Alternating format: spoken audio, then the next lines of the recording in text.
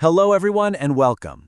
Today, we're going to dive into something you probably see all the time without even realizing it: how places, cities and countries, tell their unique stories to the world. And what's really exciting is we'll look at how you can actually become a huge part of telling that story. So, let's get started.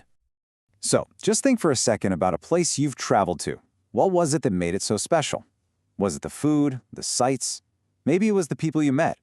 What is it that makes a destination really stick in your mind long after you've gone home? Well, the answer usually comes down to this really powerful idea called destination marketing. All right, so what exactly is destination marketing? I can tell you it's way more than just a pretty picture in a travel magazine these days. It's really about creating a feeling, an emotional connection that makes people not just see a place, but really want to experience it for themselves. Okay, let's look at the official definition for a minute. It says it's the strategic promotion of a location. That word, strategic, is super important. It means this is all done with a very careful plan and a clear goal. And that goal, it's to attract visitors, which in turn helps to enhance or improve the local economy. And we do all that by showcasing its unique qualities, all the special things that make one place totally different from another. So here's the key takeaway. Modern destination marketing isn't really about selling a product, like a hotel room. It's about selling an experience. It's all about creating what we call a compelling story. A compelling story is one that's so interesting it just grabs your attention and doesn't let go. Think about New Zealand's 100% Pure campaign. They didn't just show you pictures of mountains. They told a story of adventure and pure natural beauty. Or what about the classic I Love New York? That wasn't about the skyscrapers. It was about an energy, a feeling, a story that made everyone want to be part of the action. And that brings us to the people who are actually out there telling these stories. You see, every place has its fans, people who just love it and naturally talk about it. But there's another level, and that's the ambassador. This is where that passion gets turned into a real, focused purpose. Let's dig into what makes them so different. Okay, this is a really important distinction. What's the difference between a fan and an ambassador? Well, a raving fan is what we'd call a spontaneous promoter. That word, spontaneous, means they do it without any planning. They had a great meal, they post a picture. It's awesome, but it's also unpredictable. An ambassador, though, is a strategic storyteller. They are intentional. That means they share their stories on purpose as part of a planned program. They've been activated to help share a consistent and positive message. So let's get right to the heart of it, the tourism ambassador. Now, this isn't some exclusive, hard-to-get job. Not at all. As we're about to see, it's a role that pretty much anyone in a community, and yes, that includes you, can step into. Here's the official definition.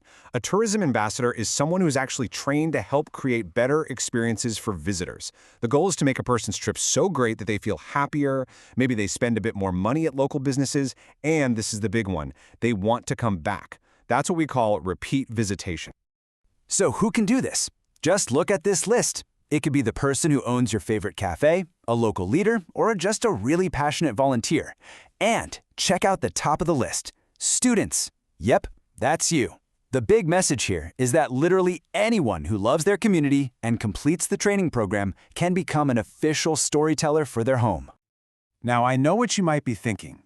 This all sounds fantastic for the city, but what's in it for me? And that is an excellent question. Becoming an ambassador has huge value not just for your community, but for you, both personally and professionally. For the destination itself, the benefits are pretty clear. Ambassadors provide what's called grassroots promotion. That just means it feels real, it feels authentic, because it's coming from actual people, not some big ad agency. It really boosts the brand image and helps build this amazing sense of community pride. Okay, now let's talk about you.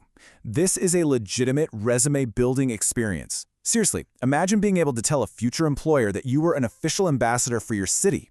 You learn new skills, you get recognized for what you do, and you get incredible networking opportunities. That means you'll meet local leaders and business owners. It's a really powerful step for your future. So, are you feeling a little inspired? I hope so. The path to actually becoming an ambassador is a lot more straightforward than you might imagine. Let's just walk through the exact steps you can take to get started. It really all begins with the training. That's where you get all the official info you need. But honestly, you can start today. Just get out there and get to know your community even better. Find those little hidden spots. Be ready to share what you know with visitors. And more than anything, it's about taking pride in your service. A friendly smile is probably the most powerful tool an ambassador has. So, we end right back where we started, with storytelling.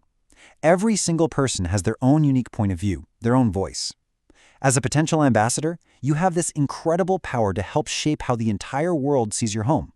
So, the last question is for you. What story will you tell about your community?